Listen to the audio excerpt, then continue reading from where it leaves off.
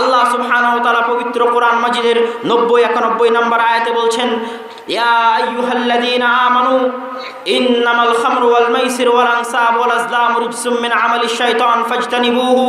ও হে ঈমানদারগণ, তোমরা জেনে রাখো, নিশ্চয় মদ বা মাদকতা বা মাদক দ্রব্য, নিশ্চয় মাদকতা বা মাদক দ্রব্য, মূর্তি পূজা, জুয়া শয়তানের কাজ, মিন আমালিশ শাইতান, শয়তানের কাজ, ফাজতানিবুহু, অতএব তোমরা শয়তানের এই কাজকে পরিত্যাগ করো, লাআল্লাকুম তুফলিহুন, যাতে তোমরা সফল কাম হতে পারো, যাতে তোমরা সফল হতে পারো।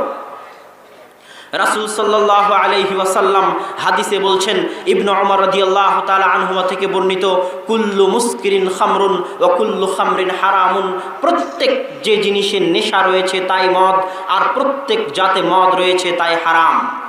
রাসূল সাল্লাল্লাহু আলাইহি ওয়াসাল্লাম থেকে জাবির বিন আব্দুল্লাহ রাদিয়াল্লাহু তাআলা আনহু থেকে বর্ণিত, তিনি বলেন, রাসূল সাল্লাল্লাহু আলাইহি ওয়াসাল্লাম বলেছেন, মা আসকারা কাসীরুহু ফাকালিলুহু হারামুন, প্রত্যেক যে জিনিসের বেশি খেলে নেশা হয় তার অল্প খাওয়া হারাম।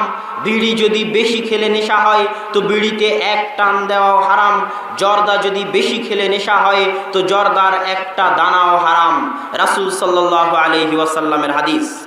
একদা রাসূল সাল্লাল্লাহু আলাইহি ওয়াসাল্লামের নিকটে একদল ব্যক্তি আসলো, এসে জিজ্ঞেস করলো, রাজুলুম মিনাল ইয়ামান, ইয়ামান থেকে একজন ব্যক্তি আসলো, এসে জিজ্ঞেস করলো, হে আল্লাহ রাসূল, আমরা এক প্রকার শরাব পান করি, তা কি হালাল না হারাম? রাসূল সাল্লাল্লাহু আলাইহি ওয়াসাল্লাম বলেন, আওয়া মুসকিরুন হুয়া, তোমরা যেটা পান করো সেটা কি নেশা তৈরি করে, সেটা কি নেশা সৃষ্টি করে? তখন উত্তরে সাহাবী বলছে, নাম, হ্যাঁ, সেটা নেশা সৃষ্টি করে। রাসূল সাল্লাল্লাহু আলাইহি ওয়াসাল্লাম বলছেন, কুল্লু মুসকিরিন হারামুন, প্রত্যেক যা কিছু নেশা সৃষ্টি করে, প্রত্যেক যা কিছু নেশা সৃষ্টি করে তাই হারাম, প্রত্যেক যা কিছু নেশা সৃষ্টি করে তাই হারাম। মাদক খাওয়া, মদ্য জাতীয় জিনিস পান করা এতটাই নিকৃষ্ট, এতটাই জঘন্য, এতটাই খারাপ যে রাসূল সাল্লাল্লাহু আলাইহি ওয়াসাল্লাম বলছেন, আতানি জিবরিল, আমার নিকটে একদা জিবরাইল আসলো। জিবরাইল এসে বলল, ইয়া মুহাম্মদ, হে মুহাম্মদ, ইন্নাল্লাহ আযজা ওয়া জাল্লা, নিশ্চয় আল্লাহ সুবহানাহু ওয়া তাআলা অভিশাপ করেছেন, আল্লাহ অভিশাপ করেছেন, আল্লাহ বদদুয়া, অভিসম্পাত, লানত করেছেন ওই ব্যক্তির উপর যারা মদ আসরিহা, মদ বানায়, হামিলিহা, মদকে বহন করে নিয়ে যায়, ওয়াল মাহমুলাতি ইলাইহি, যার নিকটে মদকে বহন করে নিয়ে যাওয়া হয়, ওয়া বাইইহা, মদকে বিক্রি করে, ওয়া মুবতাইহা, মদকে ক্রয় করে, ওয়া সাকিহা, মদ নিজে পান করে, পান করায়, ওয়া মুস্তাকিহা, এবং নিজে পান করে, তাদের প্রত্যেকের উপর আল্লাহ সুবহানাহু ওয়া তাআলার অভিশাপ। এক কথায় মদের সাথে সংশ্লিষ্ট যা কিছু আছে, যে পেশায় সম্পৃক্ত আছে মদের সাথে, যে বিড়ি বানাচ্ছে, যে তামাক চাষ করতেছে, যে বিড়ি বিক্রি করতেছে দোকানে, যে বিড়ি পান করতেছে, খাচ্ছে, যে টাকা দিয়ে আরেকজনকে বিড়ি খাওয়াচ্ছে, প্রত্যেকের উপর আল্লাহ সুবহানাহু ওয়া তাআলার অভিশাপ। কে বলছেন? জিবরাইল আলাইহিস সালাতু ওয়াস সালাম বলছেন রাসূল সাল্লাল্লাহু আলাইহি ওয়াসাল্লামের নিকটে এসে। সম্মানিত উপস্থিতি, শুধু তাই নয়, রাসূল সাল্লাল্লাহু আলাইহি ওয়াসাল্লাম মদ জাতীয় জিনিসকে এত ঘৃণা করতেন, এত ঘৃণা করতেন, এত ঘৃণা করতেন যে পাত্রে মদ তৈরি করা হতো সেই যুগে সেই পাত্রগুলোকেও রাসূল সাল্লাল্লাহু আলাইহি ওয়াসাল্লাম হারাম করে দিয়েছিলেন।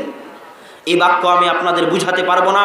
মদকে রাসূল সাল্লাল্লাহু আলাইহি ওয়াসাল্লাম এতটা ঘৃণা করতেন, মাদক দ্রব্যকে এতটা ঘৃণা করতেন যে সেই কালে যে পাতিলে মদ তৈরি করা হতো ওই পাতিল ব্যবহার করা হারাম করে দিয়েছিলেন রাসূল সাল্লাল্লাহু আলাইহি ওয়াসাল্লাম, যে ওই পাতিলও কোনো কাজে ব্যবহার করা হবে না যে পাতিলে মদ তৈরি করা হয়েছে। সম্মানিত উপস্থিতি, শুধু তাই নয়, যখন রাসূল সাল্লাল্লাহু আলাইহি ওয়াসাল্লাম আল্লাহ সুবহানাহু ওয়া তাআলা মদকে হারাম করে দিলেন, তখন মদিনার অলি গলি মদের নদীতে প্রবাহিত হয়ে গেছিল, মদের নদীতে পরিণত হয়েছিল। আনাস রাদিয়াল্লাহু তাআলা আনহু বর্ণনা করছেন, কুনতু সাকিল কওমি, যেই দিন মদকে হারাম করা হয় সেই দিন আমি সাহাবীদের মধ্যে যারা উপস্থিত ছিল তাদেরকে মদ পান করাচ্ছিলাম, তখন সেখানে তালহা রাদিয়াল্লাহু তাআলা আনহু উপস্থিত ছিলেন। এই মুহূর্তে একজন ঘোষক ঘোষণা দিল যে আল ইয়াউমু ক্বাদ হুররিমা শারাব, আজকে মদকে হারাম করা হয়েছে। সূরা মায়েদার 91 নম্বর আয়াত নাজিল হয়ে গেছে, ইন্নামাল খামরু ওয়াল মাইসিরু ওয়াল আনসাবু ওয়াল আজলামু রিজসুম মিন আমালিশ শাইতান ফাজতানিবুহু। আজকে মদকে হারাম করে দেওয়া হয়েছে। এই ঘোষণা যখন মদিনায় দেওয়া হলো তখন তালহা বলতেছেন যে আনাস কুম আহরিকহা, মদের যত হাড়ি পাতিল আছে যা আছে দাঁড়িয়ে সবকে ভেঙে খান খান করে দাও।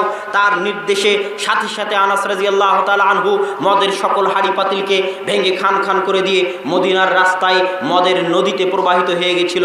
কিন্তু আজকে মুসলমানদের সেই ঈমান নাই। আজকেও আমি ওই রাসূলেরই হাদিস শোনাচ্ছি, কোরআনের ওই আয়াতই পাঠ করতেছি আপনাদের সামনে, তারপরও বক্তব্যের সাথে খেয়ানতি করে আপনি এখান থেকে বের হয়ে গিয়ে বিড়ি পান করবেন। আল্লাহকে ভয় করুন, বক্তব্যকে ভয় করুন, একদিন মরতেই হবে। তরুণ সমাজকেও বলতে চাই, তারা জীবনের লক্ষ্য অনুভব করতে পারে না। জীবনের লক্ষ্য কি, জীবনের সফলতা কি, এটা অনুভব করতে না পারার কারণেই আজকের এই অধঃপতন। আপনারা ভাবেন, মানুষ ভাবে, তরুণ ছাত্র সমাজ ভাবে যে পড়াশোনা করে যেভাবেই হোক টাকা পয়সা ইনকাম করে বস্তুবাদী জীবন যাপন করে দুনিয়াতে গাড়ি বাড়ি করাই হচ্ছে সবচেয়ে বড় সফলতা। মিথ্যা কথা, কুশ্চিনকালও এটা সফলতা নয়। সেই দিন বুঝতে পারবেন যেই দিন আল্লাহ সুবহানাহু ওয়া তাআলা বলছেন ইয়াউমা ইয়াফিরুল মারউ মিন আখিহি ওয়া উম্মিহি ওয়া আবিহি ওয়া সাহিবাতিহি ওয়া বানিহি। কঠিন কিয়ামতের মাঠে আপনি যেই ছেলেকে মাথার ঘাম পায়ে ফেলে পড়িয়েছেন, টাকা পয়সা ইনকাম করেছেন যেই স্ত্রীর জন্য, তারা সেই দিন আপনাকে দেখে পালিয়ে যাবে। সেই দিন আপনিও তাদেরকে দেখে পালিয়ে যাবেন। সেই দিন বুঝতে পারবেন আসল সফলতা কাকে বলে।